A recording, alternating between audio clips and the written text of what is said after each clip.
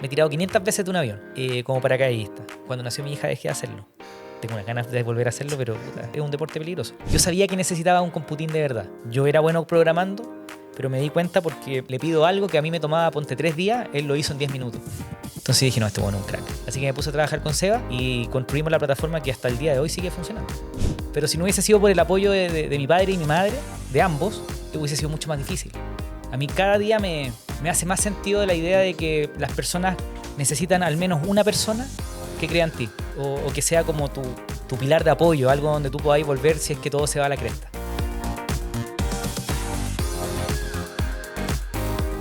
Bienvenidos a un nuevo capítulo de Líderes con Propósito. Soy Gianfranco Rigoni y hoy tenemos un tremendo invitado. Nació en La Serena, ingeniero civil industrial, carrera que no terminó. El 2007 fundó Web Emprendedor, creador de contenido, podcaster, es uno de los reyes de las redes sociales, con más de 660.000 seguidores en Instagram y 33.000 seguidores en YouTube. Y durante la pandemia fundó Flycrew. Nico es un emprendedor que ha sabido combinar la innovación tecnológica con la comunicación, compartiendo aprendizajes de primera mano sobre el emprendimiento y propósito de vida. Así que bienvenido, Nico Orellana. Muchas gracias por estar acá. Gianfranco, gracias por invitarme. Es un honor. Creo que lo que estáis haciendo en este podcast es tremendo. Conversaciones serias, importantes. Así que, de verdad, muchas gracias por la invitación. Nico, me gusta siempre partir por la familia. Cuéntame tu familia. Yo me crié con mi madre y mi hermana. Solo los tres. Partimos en La Serena. Mi mamá se separó cuando yo tenía 1 año. Me imagino que se fue a La Serena porque estaba su hermana allá. Y me crié con ellas. Y siempre muy hambriento. Mi mamá no tenía así los recursos. Era una mamá soltera con un trabajo y luchándola para sacar adelante a sus 2 hijos. Mi papá un tremendo tipo, pero no estuvo presente. Ya. Y sí estuvo presente, que ahí se recuperó su lugar como a los 15 años. Apareció y mi papá hizo una cosa muy linda, que fue decirme, tenés que ser emprendedor, weón. Y ese bichito yo no lo tenía. Él me lo presentó. ¿Por qué? Porque mi padre fue un ingeniero forestal que fue gerente toda su vida, llegó a los 40 años y se dio cuenta que la plata no le daba, que era un ejecutivo, que era como un esclavo de una gran compañía forestal. Y siempre me dijo a mí, Nico, puta, ese no es el camino. Yo creía que era el camino y no fue el camino. Entonces me metió ese bicho como a los 15 años y me acuerdo que cuando estaba en la universidad como a los 20, cuando yo dije, ¿sabéis qué más? Quiero emprender en tecnología, y esta universidad, Ingeniería Civil Industrial, iba en 4º año, me dijo, no, Nico, si queréis dejar, yo estoy contigo. Y yo, y abandoné. Pero si no hubiese sido por el apoyo de mi padre y mi madre, de ambos, hubiese sido mucho más difícil. A mí cada día me hace más sentido la idea de que las personas necesitan al menos una persona que crea en ti. O que sea como tu pilar de apoyo, algo donde tú podáis volver si es que todo se va a la cresta. Y esos fueron mis papás y hoy día le agradezco mucho más a mi padre por ese momento que marcó mi carrera para siempre. Si no estaría probablemente trabajando como ingeniero civil industrial, con un casco en la cabeza, en operaciones en LATAM o en alguna empresa grande, ¿no? Y ahí, Nico, entonces nos estabas contando en tu niñez, ahí con tu mamá, con tu hermana en La Serena. ¿Cómo fue eso? El llegar a la casa de una tía. Llegamos a La Serena porque vivía la hermana de mi madre. Y nos instalamos y mi mamá tenía su casa y todo bien. ¿Qué recuerdo de La Serena? La playa, los carretes, las fiestas, la seguridad que en Santiago no existía y que todavía no existe. O sea, Serena en ese tiempo era una ciudad muy pequeñita, hoy día yo sé que está más grande. Hoy día Coquimbo y La Serena están ya es casi una gran una ciudad gigante. ¿Cómo se dice? Conurbanización. No, ahí me pillaste, no tengo. Cuando son 2 ciudades que están juntitas, y ahora es mucho más grande, pero en ese tiempo era casi un pueblo. Entonces yo me acuerdo que de tu casa o de mi casa a cualquier lugar de La Serena eran 3 lucas, 5 lucas, 5.000 pesos en taxi. Entonces carretear era seguro, era un lugar donde podía de alguna manera salir a la calle, ser independiente, sin los riesgos que implica una ciudad grande como Santiago. Entonces para mí eso fue La Serena, pero siempre quise salir. Yo siempre supe que quería estudiar fuera de La Serena porque sabía que Serena tenía estas limitaciones. Nosotros, no sé, yo me acuerdo tenía 14 años y no había cine, pues, weón. Claro. No había mall. el mall de La Serena, que está ahí en la ruta 5 con Balmaceda, no, con... Ya se me olvidó. No, nada. El mall de La Serena apareció como cuando yo tenía como, no sé, 12 años. Entonces era bien pueblo, po. Y cordobés, y estas calles con la Catedral de La Serena al medio. Para mí me encantó estar en La Serena. Pero escapar me gustó mucho más. Cuando llegué al Paraíso a estudiar, ¿Y escapaste en qué después del colegio? terminé el colegio y quedé en la Universidad Católica del Paraíso, civil industrial, y me fui a estudiar afuera. Y como te digo, fue una tremenda experiencia porque en la universidad aprendí a aprender. Y eso creo que me marcó para siempre, ¿no? ¿Cómo eso? Lo que pasa es que yo he hecho una carrera autodidacta, o sea, yo no estudié marketing para hacer redes sociales, no estudié software para hacer páginas web y proyectos digitales, no estudié un MBA para levantar capital y he levantado un par de millones de dólares en capital, y todo lo he aprendido de manera autodidacta. El tema es que hubo un punto de quiebre en la universidad que antes de entrar a la universidad yo no lograba aprender por mi cuenta. Yo podía agarrar un libro y no lo entendía. Pero cuando entré a la universidad, después de tomar estos ramos, como todos los que pasan por la universidad, y nos pasan, no sé, que los álgebras 2 y cálculo 3, integrales triple y álgebra Baldor y no sé, los libros de ejercicio y investigación de operación y tonteras como esa, te abren la cabeza. Y a mí me pasó eso, que hoy día yo puedo agarrar un libro, puedo leer un paper y puedo aprender. Y eso me lo enseñó, yo creo que la rigurosidad que tiene la universidad. Ese fue para mí el gran aprendizaje y lo que más rescato de haber estado en la U. ¿Y cómo fue esto que contaste que tu papá te dijo, ya, yo te apoyo, pero ¿cuándo dijiste y por qué dijiste me tengo que salir de acá? Sobre todo en cuarto año, porque te quedan 2 años más. Bueno, yo creo que es muy parecido a lo que está pasando hoy día con la inteligencia artificial. Yo veía que la web 2.0 era una revolución en Internet con Flickr, con Twitter, con Gmail. Y no me la podía perder, pues. Y yo ya hacía páginas web. Yo hago páginas web desde los 10 años. Entonces, para mí... ¿Y por qué? ¿Quién te enseñó a los 10 años? A los 10 años uno está jugando en la plaza, está... No, yo era un... A ver, primero, probablemente... A mí me gustaba estar solo en mi casa jugando con mis cosas y abajo de una mesa armando Lego. Yeah. Hoy día le llaman neurodivergente, quizás que tenía, pero... Hoy en día le encuentran nombre a cualquier cosa que uno tiene. Nunca me ha gustado mucho la gente en realidad, bueno. Soy pa' dentro, más introvertido. Y un día me acuerdo que en el colegio había un taller de computación. Debo haber tenido como unos 12 años, que fue una suerte. O sea, un colegio subvencionado, el Jerónimo Rendich. No era un colegio de grandes recursos, pero tenía un taller de computación. Y yo entré a ese taller y me volví loco. Y jugaba al Lego. No sé, perdón, al Logo. No sé si te acordáis del Logo. El Logo era un lenguaje de programación de muy bajo nivel, que era una tortuguita, que tú escribías unos códigos y hacías que la tortuguita dibujara en la pantalla. Entonces podías armar unas flores, era una locura. Pero era un lenguaje de programación muy, muy básico, pero que te ayudaba como a pintar. Entonces yo tenía 10 años y me encerraba en el taller de computación a dibujar el logo. Luego le rogué a mi mamá que por favor me regalara un computador y me decía, no, es que nosotros no tenemos plata para comprar un computador. Entonces dije, yo lo armo. Y justo tenía un tío que armaba computadores y que me enseñó un par de cosas, y entre que la placa madre, el procesador Pentium, aprendí a armar computadores. Entonces me rayé con los computadores. Yo amo la computación. Yo amo lo que se puede lograr cuando te conectás a internet y conversáis con otra persona. Lo que pasa es que uno no se acuerda, pero hoy día, claro, tú pescáis el WhatsApp y tenías a todo el mundo jodiéndote la vida. Yo lo ignoro todo. Pero en ese tiempo, me acuerdo que la primera vez que me conecté a de haber sido IRC, ¿cacha? Mirk. ¿No te acordáis de esa hueá vos? No. Estáis loco. ¿Este se cree joven? No. No, sí, yo soy... No, pero... Mirk, el IRC, Internet Relay Chat. Era la única forma de chatear en esos años. Estamos hablando del año 97. Yo tenía 10 años. Y me conecto, y en ese tiempo casi no habían canales en español, entonces pongo como... Yo no hablaba inglés, pero hello, hi. Y yo, what? ¿Dónde vives?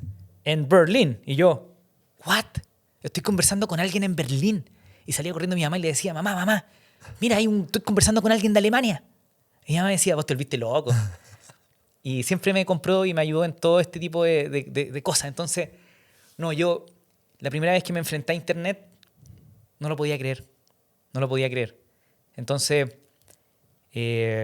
así nació el amor por los computadores y cuando estaba en la universidad, vi la web 2.0 y dije, si yo no me meto de cabeza a aprender esta revolución, a desarrollar tecnología, a armar mi propio emprendimiento, me lo voy a perder.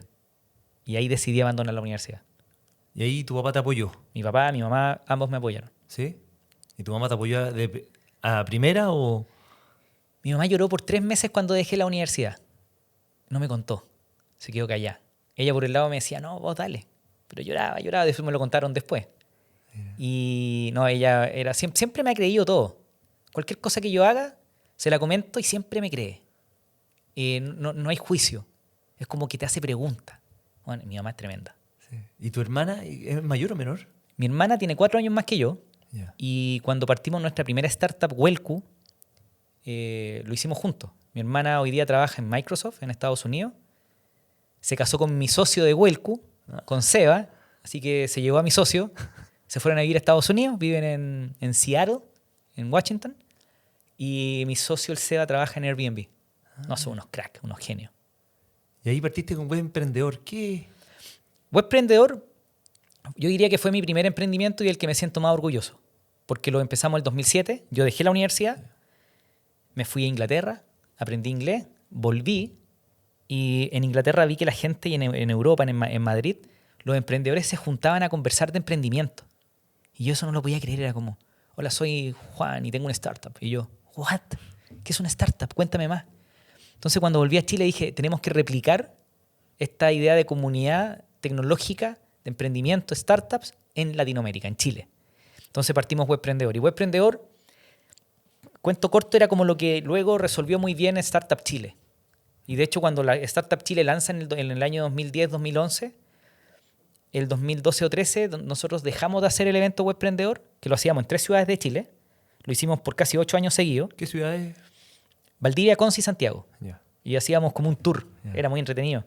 Mi speaker eran unos jóvenes emprendedores como Oscar Yertonson y Dani Undurraga, los fundadores de Corner Shop, Sebastián Balín de Compara Online, Lucha Humada de Mediastream, etcétera, los David de Arc Daily, David Azael, David Basulto, el Triqui, Leo Prieto, Pablo Colonelo, Tim Delaes.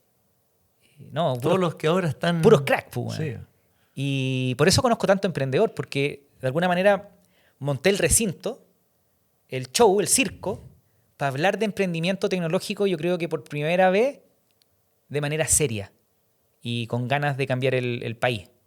Y la verdad es que me siento muy orgulloso porque no solamente fue mi trabajo o el trabajo de los que organizábamos Webprendedor, sino que hoy día la tecnología y la startup, en un estudio que hizo Endeavor, indica que las scale-ups, las empresas que están escalando rápidamente, que normalmente son de base tecnológica, están generando gran parte del nuevo empleo en Chile. Entonces, lo que para nosotros en ese tiempo era un sueño, y éramos puros pelados, hippies, cabros chicos, Ahora ya... hoy día estos cabros están todos forrados, pues, bueno, y generan decenas de miles de trabajos. Mira. ¿Para qué hablar de Corner Shop Sí. y de esta startup como de la economía digital que han cambiado todo? Po? Y ahí terminaste estas juntas por Startup Chile. ¿Y ahí qué pasó? ¿Qué hiciste después? 2012, 2013 dejamos de hacer Webprendedor y yo me enfoqué en Wellku. Wellku es una tiquetera que aún vive. Nos enfocamos principalmente en eventos corporativos cuando partimos y hoy día principalmente en eventos deportivos. Entonces vendemos el desafío Trek Subaru, de North Face, Endurance Challenge, que ya no se hace, pero en esos años se hacía. Eventos de bicicleta, triatlón.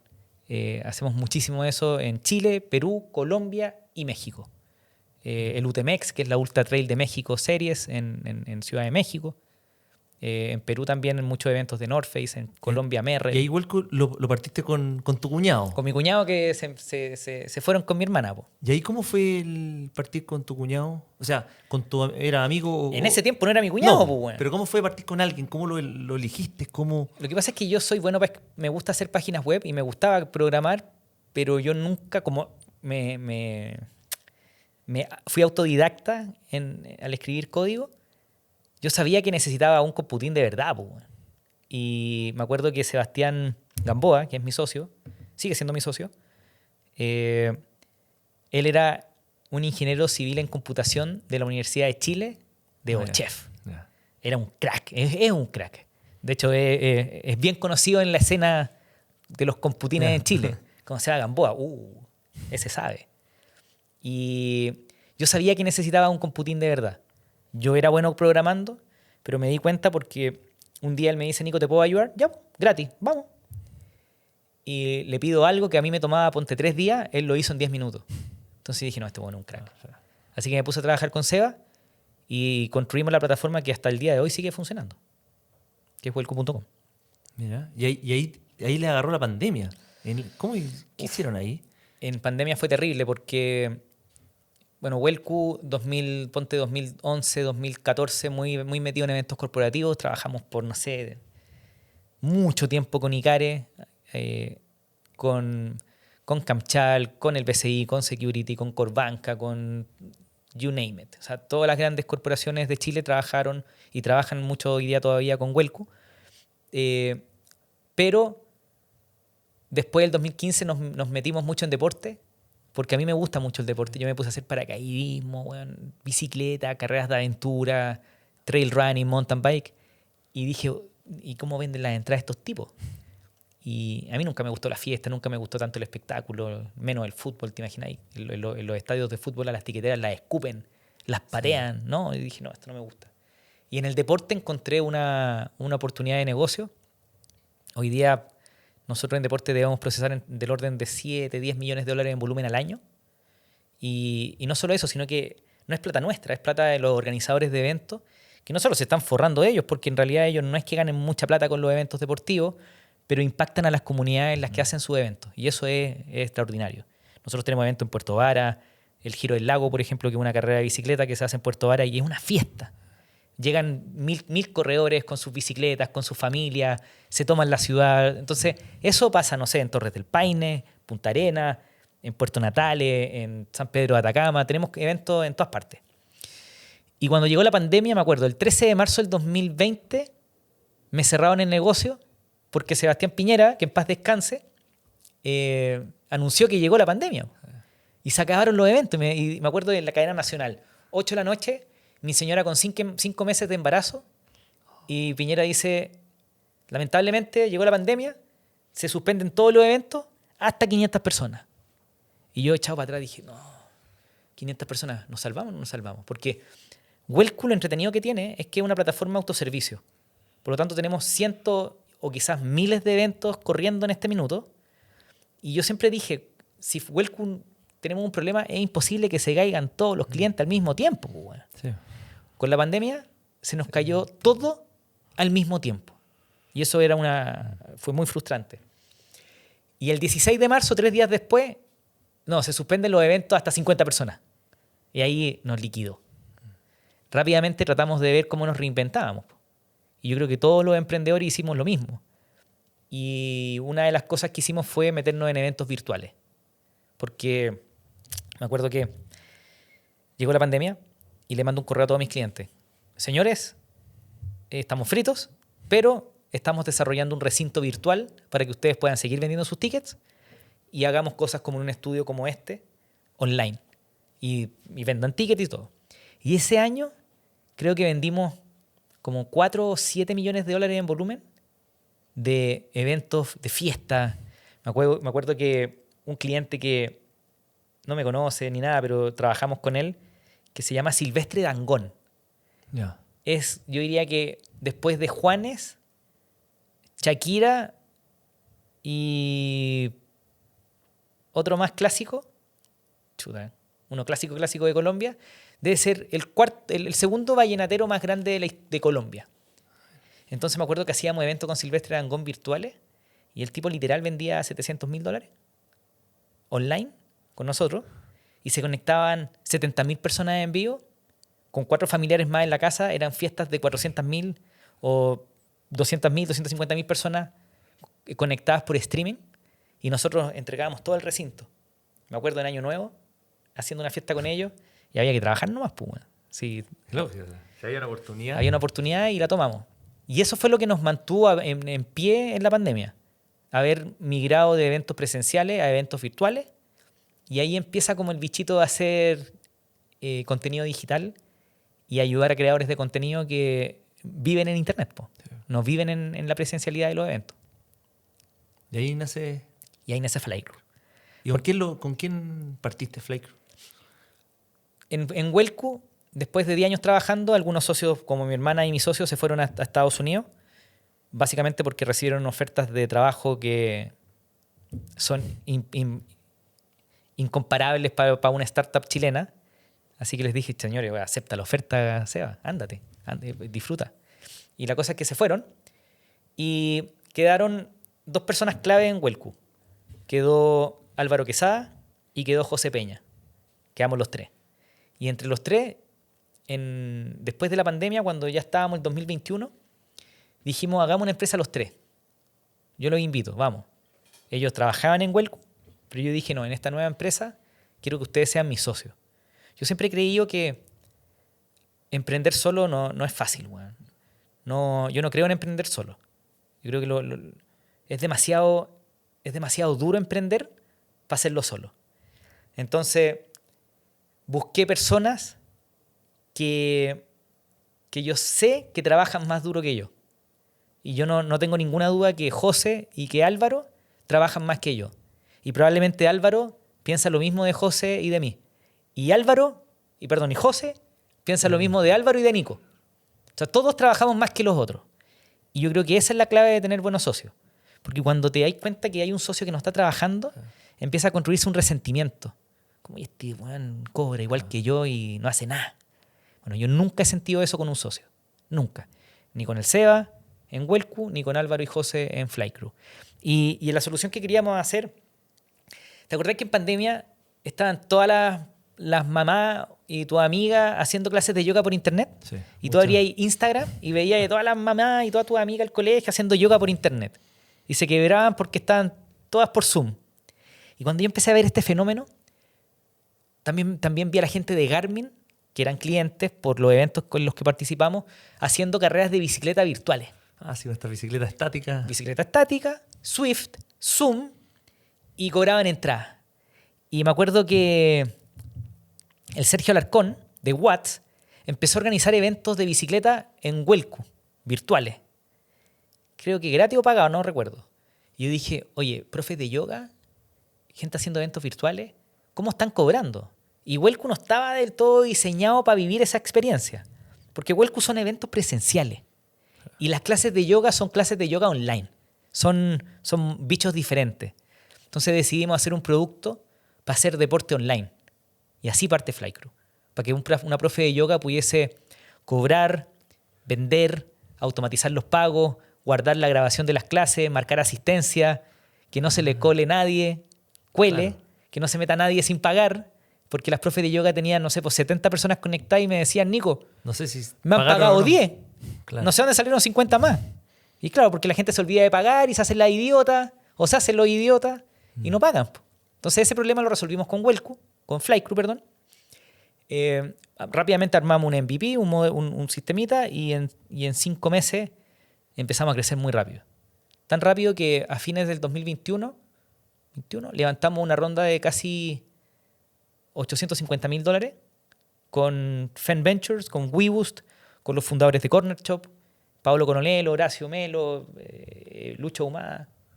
Grandes amigos que hoy día son socios de Flycrew y estamos empujando hoy día. ¿Cómo levantaste? ¿Cómo saliste? Más encima era 2021, todavía era pandemia. ¿Qué hiciste? Fue en noviembre del 2021. Lo que pasa es que ese año, ¿te acordáis que estábamos como en máximos históricos de... todavía no salíamos completamente de pandemia. Porque salimos, después volví, después sí, de nuevo. Era como un rebote. Y no sabíamos cuánto tiempo iba a durar la pandemia. Fue una locura. Y en ese momento las startups estaban pero en llamas. Entre que las cripto, entre que software as a service, como negocios de pandemia, Zoom era una empresa que era una de las súper valiosas.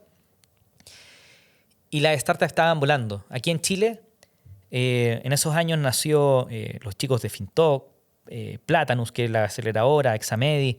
O sea, hubo un montón de movimiento entre 2021 y 2022. Fue una muy buena época para levantar capital en Latinoamérica.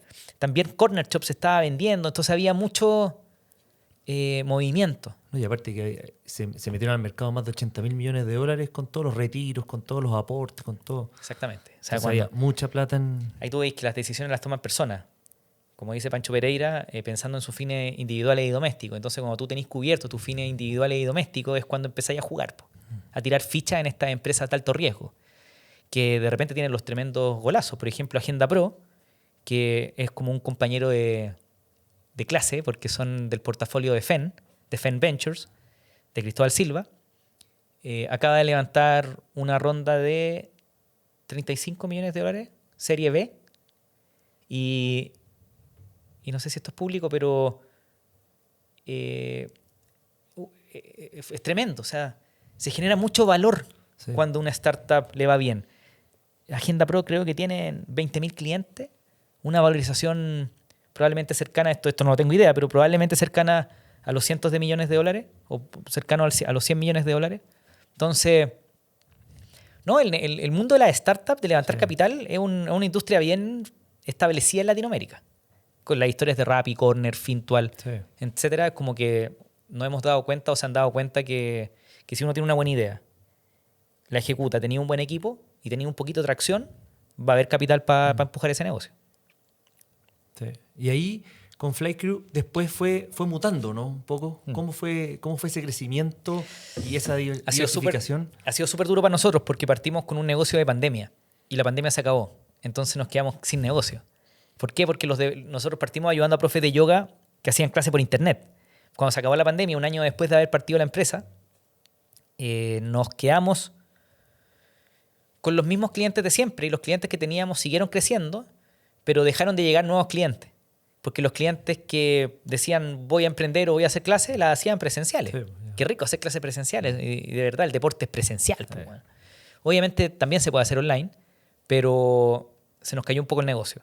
Y ahí fue cuando dije, diablo, ¿qué podemos hacer? Entonces dijimos, ¿quiénes venden clases online con necesidad de cobrar y que tienen gran escala? Entonces nos encontramos con los creadores de contenido. Y ahí me explotó la cabeza. Yo dije, ¿qué pasa con esta gente que tiene 100.000 seguidores, 300.000 seguidores, 50.000 seguidores, que venden un cursito y venden cientos de miles de dólares al mes o al año? ¿Cómo venden? Y lo mismo, era muy parecido a las clases de yoga, que en ese tiempo estaban ahí cobrando con transferencia electrónica. Claro. Y normalmente los creadores de contenido en Latinoamérica, cuando nos metimos en esto, tienen opciones, pero normalmente son opciones que no están fuera de Chile, están muchas fuera de Latinoamérica. Y dijimos, a ver, hagamos algo en este espacio. Y nos metimos. Y ahí parto también yo a crear contenido porque mis clientes son todos creadores de contenido con cientos de miles de seguidores. Tengo, no sé, pues trabajo con el David Ávila, que tiene 1 millón de seguidores, la Natividad, que tiene, no sé, 700.000 seguidores, la Javi Castro, que tiene 700.000 seguidores, los Dunia Yoga, que tienen 1.2 millones, Flowback Fitness, que debe estar alrededor del 1 millón. Entonces, todos mis clientes tienen grandes audiencias. Y el problema es que yo les escribía para que trabajaran conmigo y no me respondían, no me pescaban. Entonces dije, ¿qué hago? Un evento. No, pues bueno, no sois viejos, pues, como estáis pensando como en el año 2000. No, un evento no. Un evento presencial, ni loco. Y yo era lo que sabía hacer, ¿no es cierto? Y dije, voy a crear contenido y voy a hacer un podcast. Y ahí parte la idea de hacer contenido y hacer un podcast porque quería que la gente supiera quién soy. ¿Y cómo partiste haciendo contenido? Porque uno ya se para acá y ya, ¿de qué hablo? Mucha gente, me imagino que también te lo preguntáis cuando hacías tu podcast, ¿no es cierto? Yo, como tenía claro que el foco es traer clientes a Flycrew, empecé entrevistando a clientes de Flycrew. Esa fue... Entonces entrevisté a Antonella Orsini, profe de yoga, instructora, Dunia Yoga, profe de Kundalini Yoga, Jimmy Lavín, profe de Flowback, que es un tipo como de Animal Flow, un estilo de movimiento maravilloso, que ojalá yo hiciera, no me dolería tanto muchas cosas. Y empecé a entrevistarlos a ellos. Entonces mi incentivo no era ganar plata con el podcast, sino que era fidelizar a mis clientes. y que ojalá eso me trajera a otros clientes. Y eso es lo que ha estado pasando. Ellos empiezan a recomendar, entonces empiezan a llegar al cliente y de alguna manera Flycrew hoy día se ha ido expandiendo gracias a esta marca personal y al podcast. Y obviamente a mí me encanta el emprendimiento. Me encanta la gente que, no sé, entrevisté al Jaula Bahamonde, que es un deportista que pelea, un atleta, un peleador que lucha en la UFC o la UFC para los que no les gusta que hable inglés. Y yo lo escucho su historia y es impresionante. Abrazado con Joe Rogan, diciendo felicitaciones, Jaula, por haber ganado. Y bueno, es un orgullo.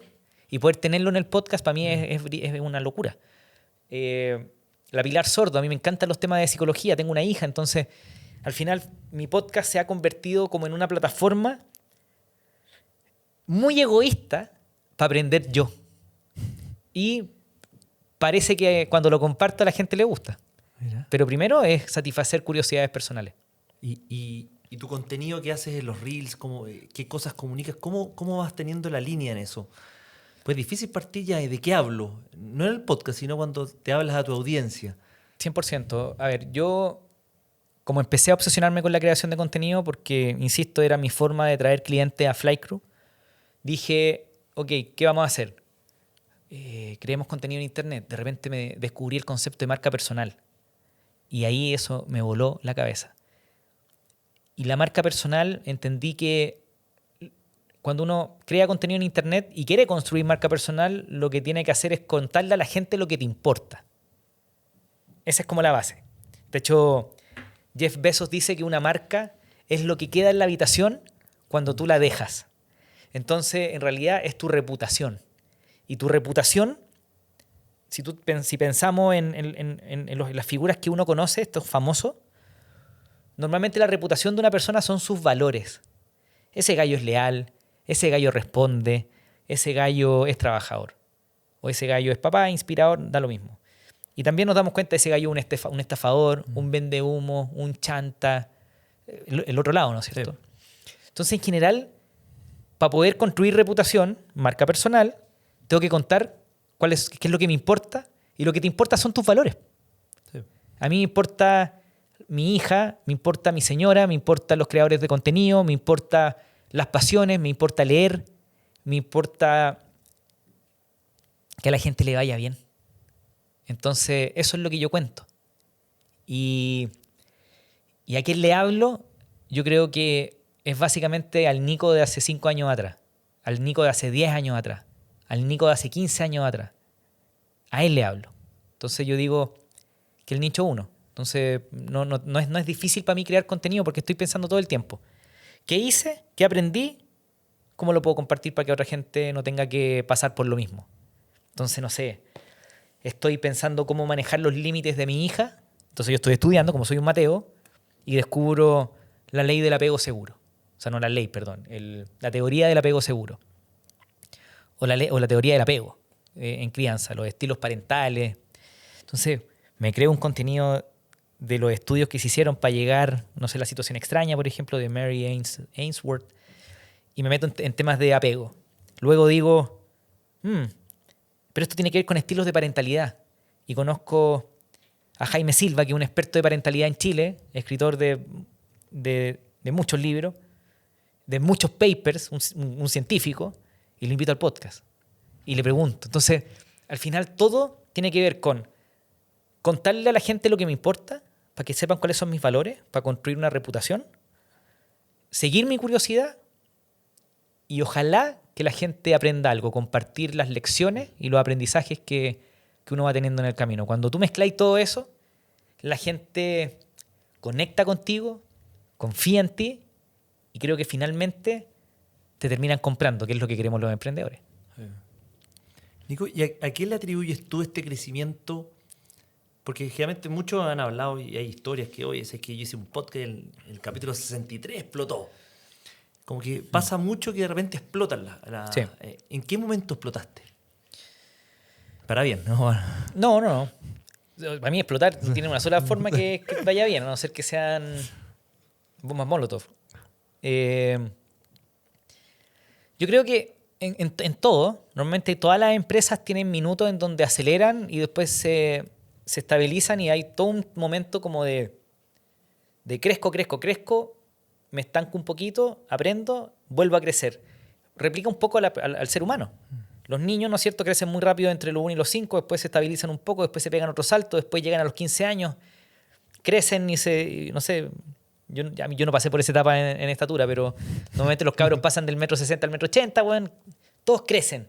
Y eso no para de suceder a los 25 años como muchos creen. El crecimiento personal es todo el tiempo.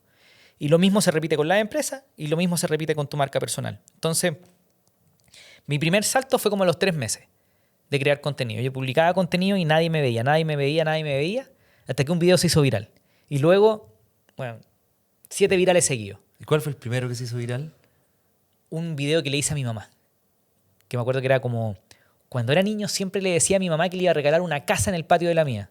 Mi mamá se separó cuando yo tenía 1 año.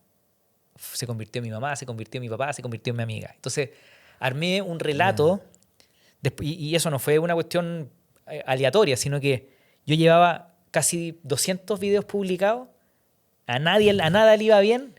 Mis amigos me decían, ella, la influencer. Ella, los videitos, ¿qué te creí, Nico? Te creí Felipe Abello, pececillo. Y yo, no, bueno, estoy creando contenido y callado.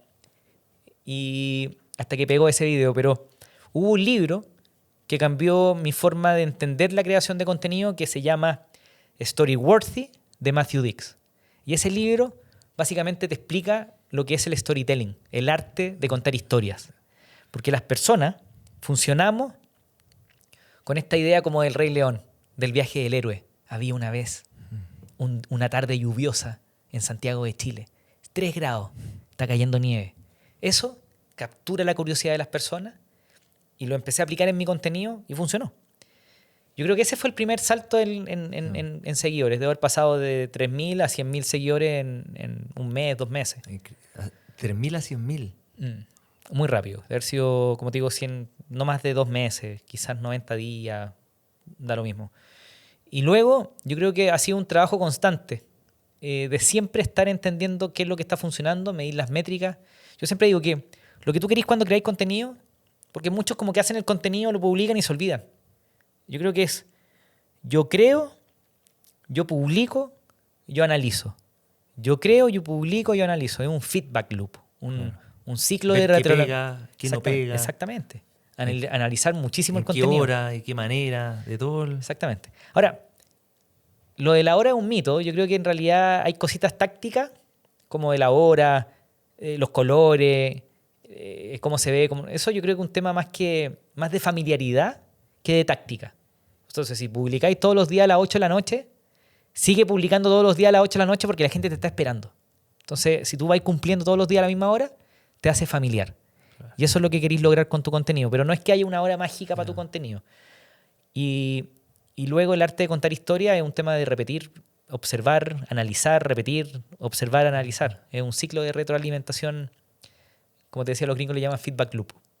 ¿Y ahí subes todos los días? Todos los días. ¿De lunes a domingo? De lunes a domingo. A veces repito el contenido, pero me acuerdo que probablemente el primer año y medio, llevo casi 3 años creando contenido, lo hice todos los días creando contenido original. Todos los días me sentaba a escribir. Es una práctica que hoy día tengo muy instaurada. Yo todos los días, de 9 a 10, 9 a 11 de la mañana, dejo a mi hija en el colegio, llego a mi casa y me pongo a escribir. Y es muy lindo porque es como un trabajo terapéutico. Como de qué voy a escribir hoy día.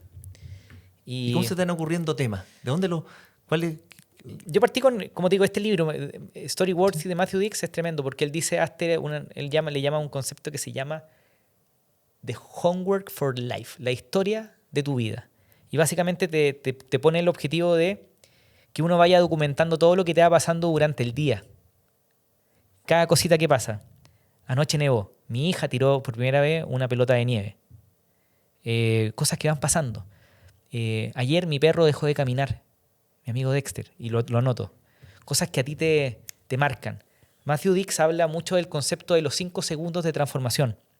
Toda gran historia tiene 5 segundos de transformación, como cuando Simba se dio cuenta que era el rey y decidió volver al reino a pelear con su tío Scar. En ese momento hay una transformación interna y externa. Y ese es el corazón de toda historia. Entonces, cuando empecé a crear contenido, hice una línea de tiempo y empecé a buscar momentos de transformación. Cuando me fui a La Serena, cuando se separó mi mamá de mi padre, cuando entré a la universidad, cuando me di cuenta que mis compañeros de universidad se sacaban puros 7 y yo puros 2. ¿Por qué? Si yo me estoy esforzando. Claro, porque habían salido de universidades, de colegios privados, yo de un colegio subvencionado donde no me habían enseñado derivadas, a ellos sí. Entonces me tenía que nivelar. Entonces empecé a hacer una línea de tiempo, a rescatar estos 5 segundos de transformación. Y hoy día tengo tema infinito. He hecho, no sé, contenido de mi mamá, he hecho contenido de qué importa la nota, decía mi profesor de cálculo en la universidad. Hace 4 años mi perro dejó de caminar. Es imposible que quedemos, hay muy pocos cupos cuando postulé a mi hija al colegio. Entonces, estoy constantemente consciente de lo que me emociona, de lo que me transforma. Y si uno está haciendo ese ejercicio todo el tiempo, crear contenido, créeme que es muy fácil. Entonces, al final la experiencia, o sea, el trabajar, hacer al maestro. Sí, claro. Yo hice un video que parte de esta manera. El 13 de marzo del 2020 me cerraron el negocio. Y era la historia de lo que me pasó con Huelcu. Yo soy mucho de contar las vulnerabilidades superadas. Yo creo que contar vulnerabilidades no superadas es cringe. Como ese gallo que se separó y anda dando clases de cómo encontrar a la mujer perfecta. Que sería como, francamente, ¿quién va a pedirle ayuda a un tipo que se acaba de separar?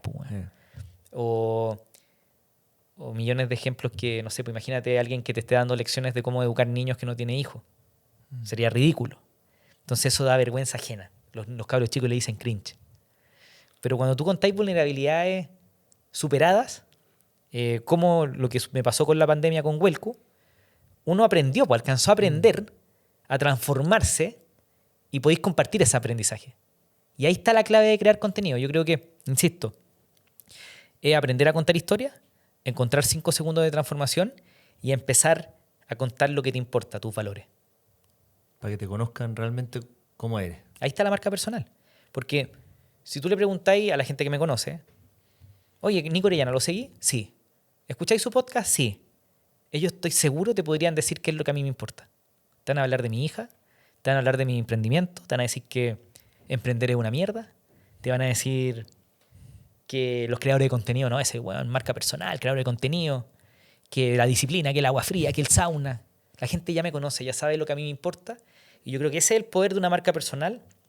Y después construís confianza, la gente te compra, te invitan a dar charlas. Hoy día estuve con uno de mis auspiciadores, Nescafé. Y no sé, hace 2-3 años yo jamás pensé que iba a poder estar, que una marca iba a querer estar con uno, ¿no es cierto? Sí, eso se logra porque hay marca personal. Mira. Nico, tú he visto ahí en tus redes sociales que lees harto. Me encanta. ¿Y qué tips nos podrías dar para poder leer más o cómo tomas nota? Porque al final uno, lo que generalmente le pasa es que uno lee y después se le olvidó el libro. Chuta, No, total. Es que yo creo que, como cualquier aprendizaje, leer un libro no se hace por si acaso, se hace cuando lo necesitas. Entonces esa es mi táctica. Si yo necesito hacer marca personal, entonces voy a leer libros de storytelling, de cómo contar historias, de cómo construir marketing digital, voy educándome a medida que voy necesitando y no por si acaso. Es muy poco probable que tome un libro por si acaso, porque no me aburro. O sea, si te regalan un libro, no lo vayas a leer si es que no lo necesitas. No, jamás. Por eso a mí mucha gente me escribe, Nico, te mando mi libro. No, porque no lo voy a leer. Pues, sí, yo leo lo que me interesa. Pero ni solo lo que me interesa, porque alguien podría decir, pucha, el Nico que es mala onda, no le interesa, no le interesa mi trabajo. Y claro, ahí parten desde el ego. Si yo no estoy ni ahí con tu ego, weón. Yo estoy pensando en lo que me interesa a mí. ¿Cuáles son mis curiosidades? ¿Cuáles son las herramientas que yo necesito ahora? Entonces, por eso, en un minuto estaba medio perdido. Entonces, empecé con la pandemia, como nos tuvimos que reinventar. empecé a leer mucho de estoicismo y de las 48 leyes del poder, el libro de Robert Greene, que es un escritor maravilloso. Y Robert Greene me llevó al estoicismo, y el estoicismo me llevó a Ryan Holiday, y Ryan Holiday tiene una forma de leer que a mí me encanta. Ellos, cuando toman un libro, sienten que están hablando con un muerto. Porque es un tipo que quizás muchos murieron, muchos autores están vivos, pero ponte el ejemplo de un autor como Marco Aurelio en Meditaciones, que es un libro donde Marco Aurelio, el emperador romano, obviamente está hiper mega muerto. Entonces ellos, como están hablando con un muerto, se lo toman con mucho respeto. Y se quedan callados, escuchan. Entonces leen el libro con las orejas y los ojos bien abiertos. Y empiezan a tomar notas. Entonces rayan las cosas que a ti te interesan, así como yo leo un libro. Entonces cuando estoy leyendo un libro, yo rayo el libro y tomo nota en los costados. Oh my God, me cago la risa. Acá hay un reel, digo. Tomo notas. Y después dejo el libro botado y después, tiempo después, a veces 2 meses después, 1 mes después o 1 año después, tomo el libro y voy a revisar las notas que hice. Y me gusta pescar unas tarjetitas que me compro y traspaso la idea que más me gustaron y le pongo como un sticker, un post-it con un número para tener referencia, y eso lo meto en una caja que me sirve para crear contenido también. Sí. Porque tomo la caja que ya tiene, no sé, pues, debe tener 20 libros, 25 libros, que es lo que he estado haciendo los últimos 2-3 años, a los libros que le he sacado nota porque no todos lo hago, y ahí veo ideas de reel. Por ejemplo, Jonah Berger con Contagioso, que es un libro de por qué las cosas se hacen virales, me ha dado tremenda idea. Como tiene un framework que se llama Steps, que es como cuáles son los pasos para que algo se haga viral. Entonces, a veces cuando estoy creando contenido digo, a ver, ven cajita. Pesco la cajita y empiezo a mirar, uy, esta idea está buena, la saco y hago un reel del tema. Entonces, así es como leo. Leo cuando lo necesito y no por si acaso. Interesante eso, porque de repente a mí me ha pasado que de repente pesco libro y como que uno no quiere seguir, y es porque realmente lo leíste, claro, sin un propósito. La vida es muy corta para leer un libro que no te interesa, güey. Entonces, si tomáis un libro y no te gusta, déjalo ahí botado y chao, sigue por el siguiente. No es necesario terminar los libros que empezaste, porque tenemos esa cultura como del colegio, como que tenéis que terminar el libro porque te van a hacer una prueba. Y no es necesario. Si partiste un libro y te diste cuenta que no lo necesitas ahora, déjalo pendiente, déjalo guardado. Me ha pasado con muchos libros que yo voy retomando. Entonces, hay unos libros que te atrapan. Las 48 leyes del poder de Robert Greene es un libro impresionante. Yo ahora estoy leyendo, no sé si he leído las 50 leyes del poder del Padrino. No. ¿Ah? No. De Alberto Mayol. No. Alberto Mayol hace un análisis de la película El Padrino y las lleva a 50 leyes del poder. Son buenos su análisis político. Sí, no, y hace un análisis, pero espectacular del Padrino. Si te gusta el poder, te recomiendo a Robert Greene, porque tiene un libro que se llama Maestría, Guerra, las 48 leyes del poder, o reglas, pero da lo mismo. Y un tipo que analiza, yo creo que la naturaleza humana. Y eso, si uno entiende la naturaleza humana, entiende los principios fundamentales de las cosas y podéis tomar decisiones como más en principios fundamentales que en táctica o teoría, ¿cachai? No, es tremendo leer, bueno. Por favor, lean, porque creo que te hace una mejor persona. Sí. Uno está constantemente aprendiendo. Si no, estáis como un idiota caminando por la calle lleno de sesgos, lleno de prejuicios, repitiendo lo que dicen las otras personas. No pensáis por ti mismo, los otros piensan por ti y terminamos con los políticos que tenemos. Sí.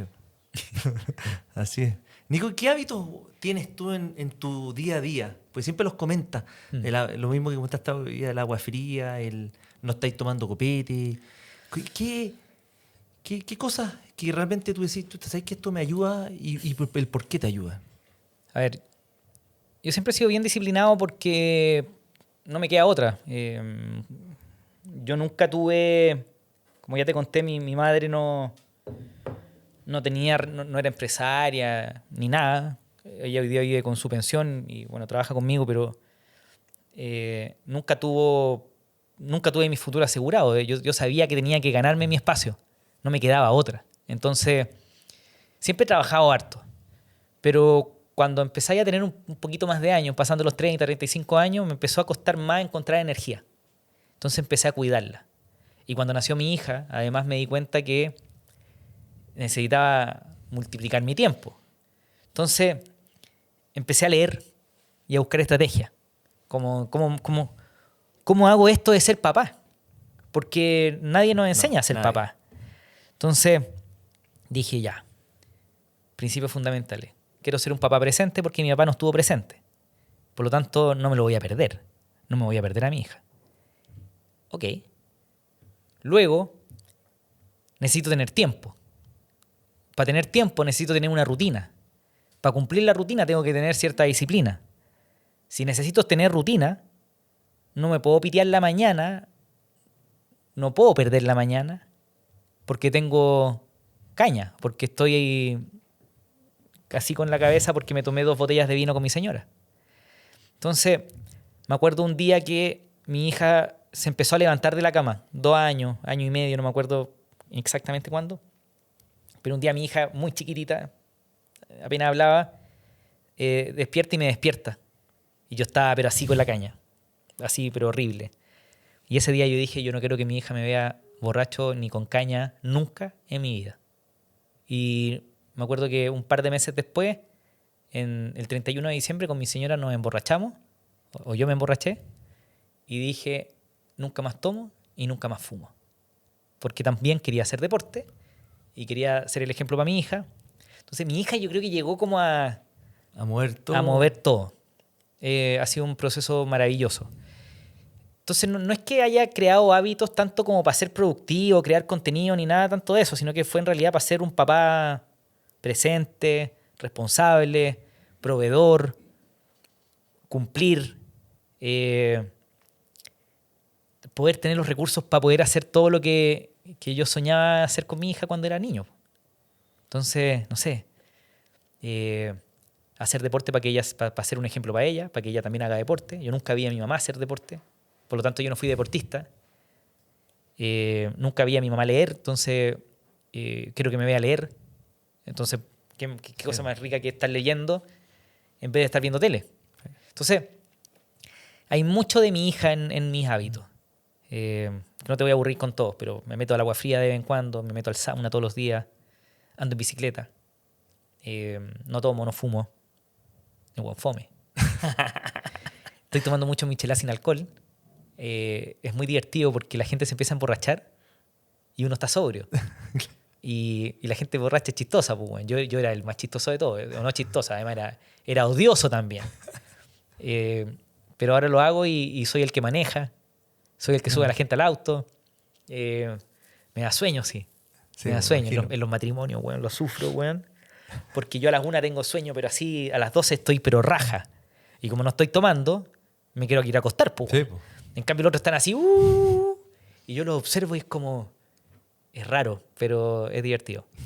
Así que nada, para mí los hábitos no es tanto para poder tener disciplina para trabajar, porque eso lo he tenido siempre, pero es para ser un ejemplo para mi hija y que se sienta orgullosa del papá. Yo creo que todos los papás queremos eso, ¿no? Sí.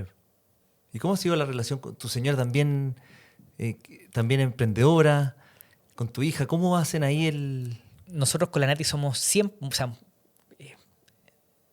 muy diferentes. Yo con mi señora somos muy diferentes. Ella tiene un alto grado de sensibilidad, es altamente extrovertida y yo soy un insensible introvertido. Lo rico es que nos complementamos pero perfecto. Entonces a mi señora le gustan las artes, es curadora de arte, es creadora de contenido, es podcaster también, es periodista, es tremenda. Y ella pinta con mi hija, canta con mi hija, hace manualidades con mi hija. Entonces mi hija tiene ese mundo. Y yo soy el computín, soy el que le gusta construir cosas, los legos, hacer deporte, salir a esquiar. Entonces yo me voy con la Simona a esquiar y la Nati se queda en la casa cantando. Entonces la mezcla creo que va a estar muy buena para mi hija. Y no, es un orgullo total por mi señora y por mi hija. La adoro. Nico, y tú dijiste que todo el contenido se lo decías a Nico de hace 5, 7, 10 años. Si ahora este podcast lo pescáramos y lo lleváramos con el DeLorean 10 años para atrás, ¿qué sería lo más importante que le diríais a Nico? Al Nico que tenía 30 años, yo le diría deja de tomar, weón.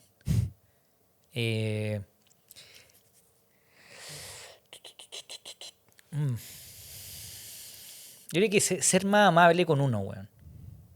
Con uno mismo. Porque a los 30 años uno está así como, o al menos yo era como, quiero conseguir. Y me frustraba mucho. Y era muy exigente y no estoy lográndolo. Yo le hubiese dicho, Nico, cálmate un poquito, relájate, disfruta un poco más. Me acuerdo que cuando estuve en Silicon Valley con Wellco, el 2011, estuve un año viviendo en Silicon Valley y nunca fui a Yosemite, al parque que estaba a 1 hora y media de donde vivíamos en California, en San Francisco. Y yo decía, pero ¿qué te volviste loco, pues, weón? Yosemite es lo más lindo del mundo. Cuando me fui a vivir a Estados Unidos en 2017-18, me fui a vivir a Yosemite. Tuve semanas en el parque. Debe ser precioso. Hermoso. Entonces, yo le diría a un cabro de 25, 30 años que tranquilo, bajen la cabeza, trabajen, disfruten y las cosas yo creo que van a ir cuadrando en el camino si es que le ponís trabajo y le ponís disciplina. Y ahí nombraste Estados Unidos en Start. ¿Estuviste a punto de vender una empresa? Sí, claro, Wellco. ¿Y qué? Se nos cayó. Ahí yo creo que fue una crisis bien grande el 2014 porque Wellco iba muy bien, iba rápido. Estábamos como en el tercer año de la compañía, 2013, o sea, llevábamos menos de 3 años trabajando, vendíamos muy bien y se nos acerca una empresa gringa que se llamaba Eventbrite. Kevin Hart, el CEO de la compañía, un crack, amigo de Peter Thiel, probablemente amigo de Elon Musk, de Mac Lepchin, de PayPal, un crack. Y entramos en conversaciones de venta. Y bueno, yo estaba seguro que iba a vender la empresa. ¿Y cuánto tiempo fueron esas conversaciones? Meses. Mi socio viajó a San Francisco a conocer el equipo tecnológico. Vino a vernos a Santiago. No, una locura. Yo no lo podía creer. Yo dije, yo vendí esta empresa, weón. Y cuando uno es founder de startup, uno quiere tener una buena idea, ejecutarla, levantar capital, tener muchos clientes, vender la empresa. Ese es el sueño, el pibe. Y estaba a punto de cumplirlo. Y finalmente Eventbrite compra a un competidor argentino. Y probablemente el competidor argentino era tremendo.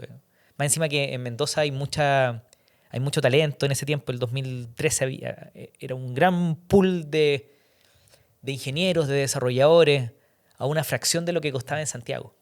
Argentina, acuérdate, por el tipo de cambio, era muy barato contratar gente en Argentina. Entonces, al final, esta empresa gringa compró la empresa argentina y transformó la base de Argentina como su motor de desarrollo tecnológico. Entonces, tenían a todos los ingenieros, a los 400 ingenieros en Mendoza, y en Silicon Valley empezaron a despedir a los ingenieros. Y se les hacía, no sé, por un ingeniero contrataban a 20 en Mendoza. Entonces, claro, ahí fue... O sea, no es que haya sido como una gran tragedia ni nada, sino que fue simplemente un tema de expectativas personales que te rompen el corazón. Pues imagínate tener tantas ganas de que algo suceda y que no suceda, cuando además venía cumpliendo todos los objetivos. Como voy a levantar plata, levanto plata. Voy a salir en el diario, salgo en el diario. Cumplo y consigo el cliente, consigo el cliente. Quiero trabajar con Icare, trabajo con Icare. Abro Colombia. Todo me iba funcionando. Era como el goleador que va metiendo goles, y de repente llega a la final y falla el penal, weón. Fue más triste que trágico. O sea, ninguna tragedia. Wellco siguió funcionando y todo bien, pero a mí me golpeó muy duro. Fue como... Y más encima que la pregunta que me decía ahí Nico, ¿qué le diría al Nico de los 25 años? El problema que tenía era que mi identidad y Wellco eran una sola. Yo era Nico Wellco, no era Nico Orellana. Era el Nico de Wellco. Entonces, si a Wellco le iba mal, a Nico le iba mal. Si Wellco fallaba, Nico fallaba. Estaba totalmente conectado con mi empresa. Y eso me costó, weón, un viaje por Alaska 2 años, weón, para poder superar ese quiebre. ¿Y también por eso le pusiste el podcast de Nico Orellana? Como para tratar de... Porque soy Nico Orellana, pues, weón. Sí. Exactamente. no literal, pero ahí descubrí que alguien me lo hizo ver, pero no me acuerdo quién. ¿Pero partiste con otro nombre el podcast? No. ¿Siempre partió desde cero? Podcast de Nico Orellana. Porque después de ese como... Yo después de ese problema en Huelcu, que fue el 2013, septiembre del 2013, sucede esto, que no se vende, no se compra, y yo... qué triste. El 2014 me meto en la música electrónica y a hacer deporte, y el 2015 me empecé a saltar de aviones, paracaidismo. El 2017 me fui manejando de Chile hasta Alaska por tierra. Como que entré en un periodo de exploración de, ok, Nico, esto no te funcionó, vamos a ver qué te funciona. Pues, bueno. Y en vez de irme a crear más proyectos, dije, ¿sabes qué? Creo que, Nico, te falta conocerte un poquito más. Y empecé a... Me dan miedo las cosas, yo no soy atleta. Tírate un avión, pues, weón. Y empecé a tirar de aviones. Tengo 500 saltos de un avión. 500. Me he tirado 500 veces de un avión.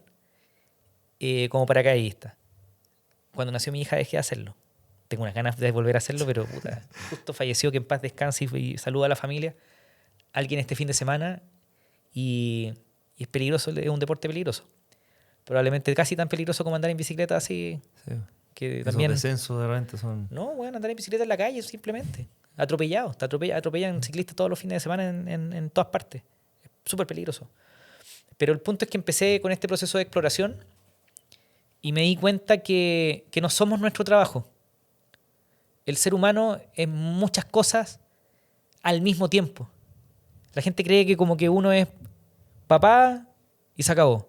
Uno es mamá y se acabó. Y no, uno puede ser papá, mamá, emprendedor, deportista, no sé, corredor. Uno puede ser muchas cosas al mismo tiempo. De hecho, es sano tener muchas pasiones, muchos amores, muchas identidades, porque cuando tenías una sola identidad y te obsesionáis con una sola identidad, probablemente es una adicción. Entonces, yo era adicto a mi trabajo. Y yo me acuerdo, en Huelcu estaba rayado. Era como que me enojaba con toda la gente del equipo porque no estaban todos trabajando. Nico, nosotros vamos a ir a navegar. ¿Cómo que van a ir a navegar, weón, por la bahía de San Francisco? ¿Qué les pasa? Hay que trabajar, weón. Así era yo. Y me di cuenta que estaba súper equivocado. Que podemos hacer todo lo que queremos. Y hoy día yo soy, como te digo, fui paracaidista, soy buzo, soy ciclista, hice carreras de aventura, soy papá, soy marido, soy emprendedor, soy creador de contenido, soy podcaster. Soy todo lo que yo quiera hacer. Y probablemente en los próximos 20 años voy a hacer 100 cosas más. Y de eso se trata la vida. Yo creo que es hacer muchas cosas para disfrutarla. ¿Y cómo manejáis tu tiempo? Ignorando a todo el mundo. Pero así me da lo mismo. Yo soy proactivo. ¿Qué quiere decir eso? Si la idea no viene de acá, no la hago. Entonces cuando me llaman, Nico, tengo una idea, ¿te puedo contar un café? Nico, tomémonos un café. Es muy probable que ni siquiera responda. Y no lo hago de mala onda, sino que lo hago porque quiero vivir mi vida bajo mis objetivos, bajo mis sueños, bajo mis metas, bajo mis objetivos. Entonces, cuando parto el año me pongo un objetivo, me pongo objetivos familiares, objetivos profesionales, objetivos personales, los pongo en el mapa, los pongo en el calendario, y eso es lo que voy a hacer este año. Entonces, si me invitan a un evento que no está en el plan, es poco probable que lo haga. Si me invitan a un podcast, es poco probable que lo haga. Y cuando voy a algo, lo hago porque yo quiero ir. Porque, no sé, me encanta, por ejemplo, lo que hacéis con este podcast. Lo encuentro maravilloso. Cómo entrevistáis a gente de todas las generaciones para ver de dónde sale ese liderazgo. Entonces, cuando me invitaste, yo dije, bueno, yo quiero estar ahí. Gracias. Y, no, agradecido de que estés acá. Pues. Y es 100%. Y no se trata de ¿y quién se cree este weón? No, si no se trata de quién se cree ese weón. Es lo que quiero yo nomás. Y no lo cuento como para tirarme flores o yo soy moralmente, no. Sino que es una invitación para que vivamos nuestras vidas bajo nuestros propios términos y no de lo que la sociedad espere de nosotros, no de lo que quiera tu mamá, tu hermana, tu pareja, tu tía, tu hermano, tu compañero del colegio. No. Si yo quiero tirarme de un avión, yo voy y me tiro. Si yo quiero ir a esquiar con mi hija, yo la agarro y me voy a esquiar. No porque mi mamá diga que es peligroso, no la voy a llevar. Yo vivo mi vida a mis términos. Y trato de ser proactivo y no reactivo. Interesante todo lo que dice, porque muchas veces cuesta decir que no. Uf. Y yo una de las cosas que a los 40, tengo 41, que me regalé es, de repente, es aprender a decir que no, porque si no uno empieza a ir a todos lados, y uno se agota y termina reventado y no vive el presente, no vive con ánimo. Y no solo decir que no, eso es importante, a veces no decir nada. Y está bien. Yo tengo mi WhatsApp lleno de gente en visto. Porque si le respondo todo, me demoro 3 minutos por mensaje. Y son cientos de mensajes. No podís nomás, pues. Quizás alguien que me pueda estar escuchando dice, ¿y este weón? Es que, solamente para contarle, yo tengo casi 1 millón de seguidores en redes sociales y mi inbox está en llamas. Yo no puedo responder a todo el mundo. Entonces, trato de hacerlo cuando son mensajes como agradezco mucho a la gente que me manda cariño, etcétera, pero obviamente es imposible responder a todas las expectativas que tenga todo el mundo de ti. Entonces, a veces también no hay que tener susto a simplemente no decir nada. Y más importante, creo que también hay que aprender a qué decirle que sí. Y ahí está esta idea de soy proactivo. ¿Qué quiero lograr este año? ¿Qué quiero hacer con mi hija este año? Yo siempre digo, ojalá quiero hacer 4 grandes viajes, que no se trata de salir fuera de Chile ni nada, sino que hacer 4 aventuras grandes con mi hija al año. Entonces, ¿cuáles van a ser? ¿Y qué meses las voy a hacer? Entonces las pongo en el calendario y después pongo todo el resto en el espacio que queda disponible. ¿Cachai o no? Sí, lógico. Entonces, por prioridad. A eso me refiero. ¿A qué le voy a decir que sí? Luego, ¿a qué le voy a decir que no? Y el resto ignóralo. No es necesario estar respondiendo a todas las expectativas del resto. Y más encima la gente se olvida de ti también. Te piden cosas y si no insistes se van a olvidar. Oye, Nico, y ya se nos ha pasado volando el tiempo. Oye, Nico, tengo un par de preguntas como para terminar. La primera es, ¿qué cambios a partir del 2007, hace mucho tiempo, qué cambios has visto en el emprendimiento desde esa época hasta ahora? Mucho. Estoy pensando en lo que no ha cambiado y lo que ha cambiado. Lo que pasa es que con el nacimiento o con la explosión de la inteligencia artificial, cada día me estoy sintiendo más como en el 2007. Entonces tú me dices, Nico, ¿qué ha cambiado? Pucha, en este minuto siento que como que estamos volviendo al 2007. ¿Por qué? Porque el 2007 había una gran revolución con la web 2.0, con esta idea de democratizar la Internet, de estas páginas interactivas, ¿no es cierto? En el banco, en el correo electrónico, en el Twitter, en el Flickr, en las redes sociales, Facebook. Entonces la web 2.0. Hoy día con inteligencia artificial el cambio es tan brutal que yo estoy así como Flycrew, es web 2.0, inteligencia artificial. Concha la lora, necesito meterme. Entonces, han cambiado muchas cosas, pero hay muchas cosas que se han mantenido, que es la evolución tecnológica no para. Hoy día las 7 empresas más grandes del mundo son de tecnología. Está en llamas. Los emprendedores, yo creo que hoy día para ellos es más fácil porque hubo una generación, y no solo digo los chilenos, ni yo, ni los Oscar, ni los Corner, ni los Fintual, sino que hay mucho aprendizaje de cómo levantar capital, de cómo buscar a los clientes, de cómo desarrollar producto, de cómo escalar negocios, que el 2007 no teníamos y que hoy día sí tenemos. Entonces hoy día tú veis empresas como Agenda Pro que son capaces de levantar plata y escalar el negocio. Porque hay experiencia, porque hay gente que ya lo ha hecho. Un poco lo que les pasó a los argentinos. Argentino con Derremate, Mercado Libre, OLX, etcétera, Boomerang, y todas estas empresas gigantes, Patagon.com, todas estas empresas gigantes de tecnología que explotaron en Argentina, permiten que hoy día los emprendedores puedan aprovechar oportunidades como inteligencia artificial, pero con un aprendizaje acumulado que los emprendedores del 2002, 2007 no teníamos, po. Entonces, ¿qué ha cambiado? Yo creo que el conocimiento de escalar negocios que impacten fuertemente en la región. ¿Qué no ha cambiado? Que la tecnología es el futuro, es el hoy, es todo. Y tenemos que aprovecharlo. Hoy día la gente que no está usando inteligencia artificial está en graves problemas. Está en graves problemas. La inteligencia artificial es mucho más...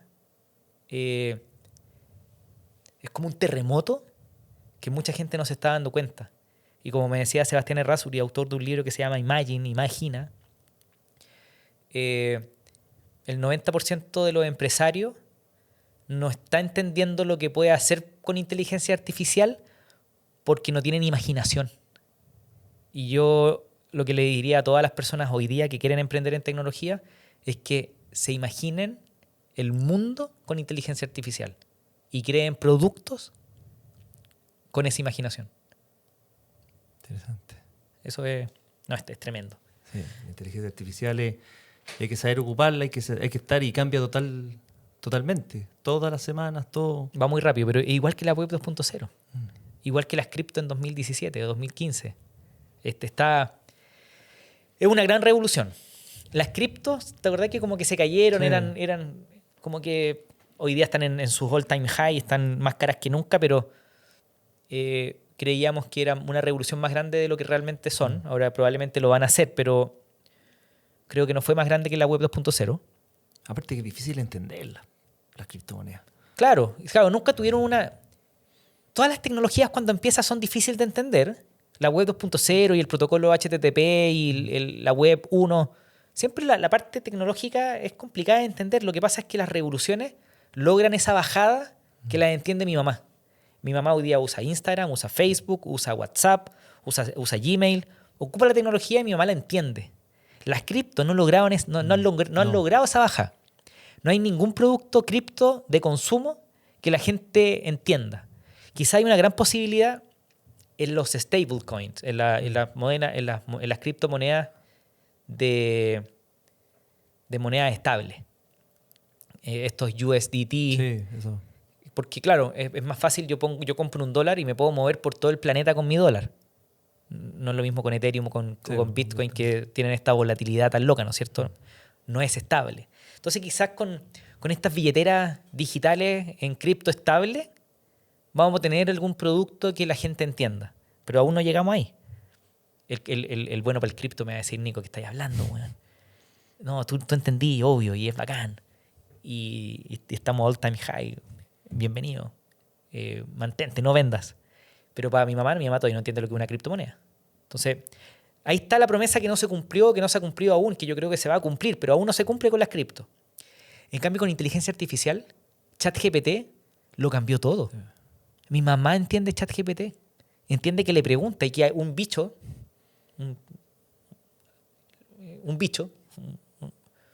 una bestia ahí tecnológica responde. Y responde como un humano. Y hoy día ese ChatGPT o estos modelos de lenguaje grande son capaces de responderte como un ser humano. Y eso te vuela la cabeza. Cuando yo me acuerdo que conocí ChatGPT y le pregunto, hola, ¿quién eres? Y que te responda. Entonces, creo que ahí está la revolución de la inteligencia artificial, que mi mamá la entiende.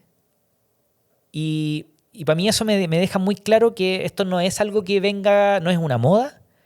Hoy día conversaba con un gran amigo que tiene un fondo de inversión y me decía, Nico, las empresas los software as a service que están implementando inteligencia artificial, que les llaman los AI SaaS, hoy día hacen mucho más desarrollo con menos ingenieros, o sea, son más rentables, ganan más plata y están levantando más capital.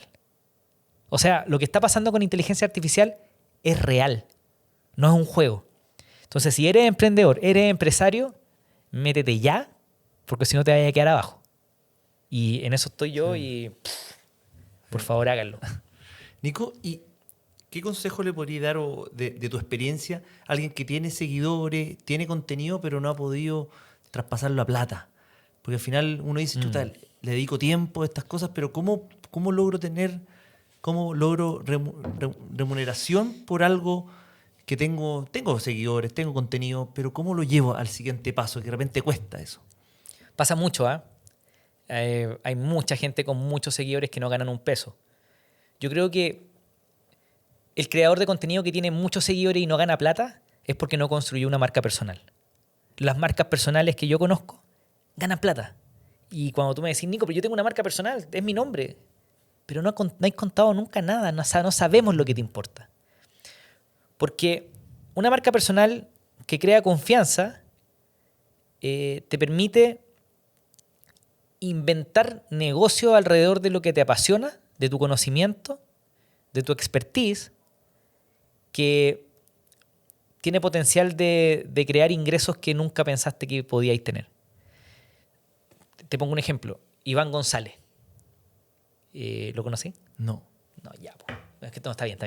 No estáis usando tanto redes sociales. Eso es bueno. Sí. El Iván González es un abogado tremendo. Le tengo mucho cariño. Y el Iván González básicamente está creando contenido. Él es un abogado de más de 40 años que dijo, ¿sabéis qué? Yo quiero usar las redes sociales a mi favor. Entonces empezó a crear marca personal, a contar lo que le importa. A él no le gusta que la gente le pasen por encima con las deudas. No le gusta que a la gente la amenacen, que te vamos a embargar. A señoras que las llaman por teléfono a las compañías porque den 100 lucas y les dicen te vamos a embargar la casa, te vamos a quitar la casa, paga. Él le enseña a la gente lo que pasa cuando tú no pagas para que la gente tenga información para poder tomar decisiones correctas. Y hoy día Iván está generando más ingresos, su empresa ha multiplicado, tiene productos digitales. Entonces, si tenéis muchos seguidores y no estáis ganando plata, pregúntate si hay construido confianza con tu audiencia. Si hay algún producto digital en base a conocimiento que podáis vender o qué podéis vender. Quizás podéis vender productos físicos, podéis vender e-commerce, podéis vender productos digitales. ¿Qué podéis vender? Y ahí el desafío un poquito de no solo ser alguien que entretiene, sino que convertirte un poquito en un emprendedor. Cuando dijiste remuneración, yo no pienso en remuneración. ¿Qué es eso, weón? Una remuneración significa un salario. Claro. Yo no tengo remuneración. Sí. Yo tengo ingresos. Yo facturo. Yo tengo una EBITDA. Pienso como emprendedor. Y creo que los creadores de contenido, si se hacen más emprendedores y se dan cuenta del valor que tienen, porque si una marca se le acerca a un influencer y le paga, no sé, hay creadores de contenido que cobran 5 millones por reel, $5,000 por un video. Si hay una marca que te está pagando $5,000 por un video, es por algo. Sí. Es porque tenía una audiencia. ¿Por qué no, en vez de vender videos con una marca, un banco, una billetera digital, un e-commerce, por qué no te ponía a vender tu propio producto? Si la billetera digital, el banco te quiere pagar $5,000, es porque tu audiencia vale más de $5,000. ¿O no? Sí, esta gente de marketing no es tonta. Sí. Ellos ven en tu audiencia una posibilidad de llegar a gente para venderle un servicio. Entonces pregúntate, ¿qué servicio puedo vender yo? Y ahí el creador de contenido se tiene que transformar en emprendedor. Si lo logra, el mundo está en sus manos. Imagínate, te haces viral con un video que ven 1 millón de personas y vendí un producto que cuesta $50 y te lo compran 1.000 personas. Se acabó. Sí. ¿Te acordás que los emprendedores, tú eres emprendedor también? Hacíamos estudio de mercado, más sofisticado, menos sofisticado. Luego hacíamos un prototipo, lo desarrollábamos, nos pasábamos meses escribiendo el código de la tecnología o montando la fábrica, ¿no es cierto? Y una vez que terminábamos, íbamos a buscar clientes. Sí. Eso hoy día cambió. Como las redes sociales pasaron de social a intereses con la TikTokificación de Internet, hoy día literal, tú podéis publicar un video esta noche que se puede hacer viral, podéis probar un concepto, podéis identificar un problema y cuando tenéis claro cuál es el problema, podríais decirle a la gente, ¿te interesa aprender más de esto? y podía hacerle un taller. Y en ese taller podéis tener miles de personas conectadas y ofrecerle un producto o un servicio al final. Decirle, tenéis deuda, yo te ayudo. Necesitáis vender productos digitales, usa Flycrew. Tenéis tu vida muy desordenada, ocupa Planius, la startup de David Ávila. O el Francisco Ackerman que tiene FinUp. Sí. Tenéis un producto al que apuntarle. Si te das cuenta en mi contenido, yo no hago colaboraciones con marcas. Yo solo vendo mis productos. Y en mi podcast tengo auspiciadores con marcas que a mí me representan, pero yo en mis redes sociales, como Reels y formato corto, yo no hago colaboraciones con marcas. No me vaya a ver nunca vendiendo una billetera digital. ¿Por qué? Porque mis propios productos, gano más plata vendiendo mis propios productos. Entonces encuentro ridículo Sí. el creador de contenido, que es valioso, que tiene una empresa, que es un emprendedor, que tiene una startup, que tiene un negocio, que tiene un conocimiento, un terapeuta, por ejemplo, que te enseña de heridas de infancia, que te enseña de deudas, que te enseña de marca personal, de creación de contenido, de escritura, de finanzas personales, de lo que se te ocurra. Y se hace un curso, se hace una herramienta, se hace un software, se hace algo que hoy día con Vibe Coding, con AI, cualquiera puede hacerlo. Y en vez de hacer el reel para la billetera digital, para el banco, para el e-commerce, hazte un reel para vender tu propio producto. No. Sí. Si son emprendedores y no están creando una audiencia, se están perdiendo una gran oportunidad. Ya, Nico, la última, porque tu No. propósito. Esa es fácil. Hoy. Mi propósito es ayudar a que a otros emprendedores les vaya bien. Eso es lo que me mueve. Entonces, mi contenido tiene que ver con eso. Mis startups tienen que ver con eso. Cada cosa que hago tiene que ver con eso. Ojalá que alguien que escuchó este podcast vaya a hacer marca personal, vayan a buscar sus pasiones, sean papás presentes. Yo creo que más emprendedores estén contentos con lo que hacen y que les vaya bien. Porque cuando a un emprendedor le va bien, generan empleo, hay movilidad social, transforman vida, ayudan a sus clientes, agregan mucho valor. Para mí los emprendedores son el cambio. Y como decía Ronald Reagan, que no hayan políticos que te prometan que te van a solucionar la vida. De hecho, asústate con esos políticos. El Estado tiene que ser chiquitito para cuidarnos, para asegurarnos ciertos derechos sociales, pero ojalá que sea lo más chiquitito posible para que nosotros como emprendedores podamos tener esta búsqueda de la felicidad, ojalá impactando a otras personas. Así que ese es mi propósito y no me voy a rendir hasta que a muchos emprendedores les vaya bien. Oye, Nico, te felicito. Muchas gracias por estar acá en un capítulo de Líderes con Propósito y un honor tenerte acá. Gracias por la invitación y ojalá que haya sido valioso. Ya, muchas gracias a todos los que nos escuchan, nos ven. Recuerden seguirnos en Spotify y YouTube para estar al tanto de nuestros próximos capítulos. Un abrazo grande y hasta la próxima. Te pasaste. Muy bueno.